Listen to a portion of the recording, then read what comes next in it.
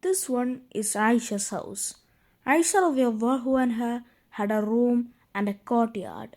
The graves of Nabi, Abu Bakr and Umar are in the courtyard. And Nabi sallallahu alayhi wasallam said, "The prophets of Allah are buried where they die." The Sahabas buried him in the courtyard because he died there. 88 years after Hijrah, the roof of Aisha's house came down. So Umar ibn Abdul Aziz rebuilt Aisha's house. Umar ibn Abdul Aziz combined the courtyard so it became a room or one chamber, and then he removed Hafsa's and Fatima's house. He demolished these two, and then he made a five-sided wall around the holy chamber.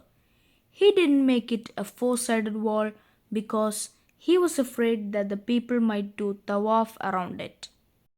800 years ago, Al-Zakir Baybars made another wall around the five-sided wall.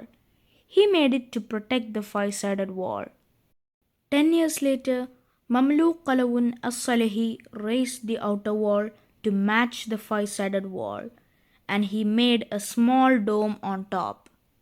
In 1481, a lightning struck the Prophet's masjid. A group of people were chosen to clean the holy chamber. Those people were the last people to see the graves. Al-Ashraf Qaitbay rebuilt everything. He made the second wall of metal instead of wood. He rebuilt the small dome. He made it of lead. This dome is still there, but we can't see it because the green dome now covers it. Al-Ashraf Qaitbay built the blue dome. It was silver, so he made it on top of it.